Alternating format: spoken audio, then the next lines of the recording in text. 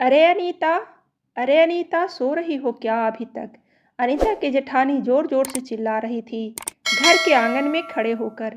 अनीता यानी मैं। तभी मैं भागते हुए अपने कमरे से निकली और बोली, दीदी आ गई मैं। जेठानी बोली, अनीता तुम महारानी नहीं हो। मैंने तुम्हें रात में ही समझाया था कि सुबह को जल्दी उठ जाना, तुम्हारी मुंह दिखाई की रस्म है। मैंने बोला कि दीदी रात को नींद ही नहीं आई, जगह नहीं है और मन में थोड़ा डर था कि सुबह आँख नहीं खुली तो। सुगंधा दीदी हंसती हुई बोली, अनीता मेरी प्यारी देवरानी, जल्दी से घूंघट कर लो, अगर माँ जी आ गई तो हंगामा हो जाएगा। तभी माँ जी वहाँ आ गई और कड़कती आवाज़ में बोली, चलो अब क्या यही गपशप करती रहोगी तुम दोनों? हमने चलना शुरू ही किया था, तभी माँ जी ने सुगंधा दीदी के कंधे पर हाथ रखा और बोली, पता है ना कहाँ से जाना है और कैसे जाना है? माँ जी ने बोला कि जब भी कोई बड़ा तुम्हारे सामने खड़ा हो तो हमेशा घूंघट में रहना और कम से कम अपने बड़ों के सामने आना, और बिना घूंघट के तो कभी नहीं। सुगंधा दीदी कुछ बोली ही नहीं, बस अपना सर हिलाकर हाँ बोल दिया। मैंने भी बस अपना सर हाँ में हिलाया। माँ जी के जाने के बाद मैंने पूछा, सुगंधा दीदी आप तो स्कॉलर हो और इन सब चीज़ों को कैसे निभाते हो? सुगंधा दीदी मुस्कुराई और बोली कि मैं तुम्हारे जेठ जी से बहुत प्यार करती हूँ, इसलिए अभी तक चुपचाप सब चीज़ें निभा रही हूँ। मैं कुछ नहीं बोली और चुपचाप सुगंधा दीदी के साथ घर के बाहर वाले कमरे में जाकर बैठ गई। वहाँ पर एक पड़ोस की आंटी जी बैठी थी।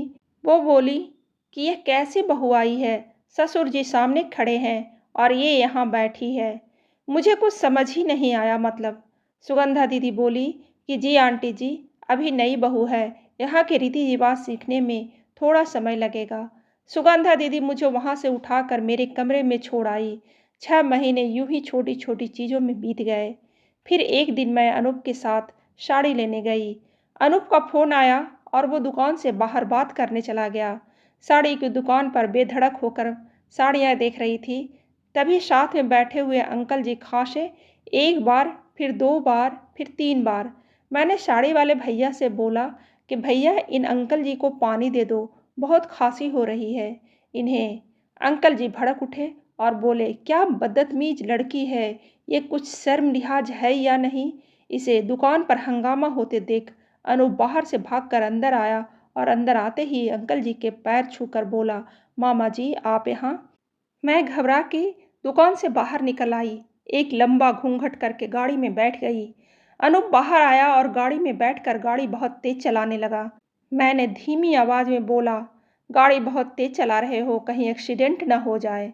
हम घर पहुंचे ही थे, तभी माँ भी जोर जोर से चिल्लाते हुए बाहर आई, देखो आ गई ये रानी साहिबा, खानदान की इज्जत मिट्टी में मिलाकर।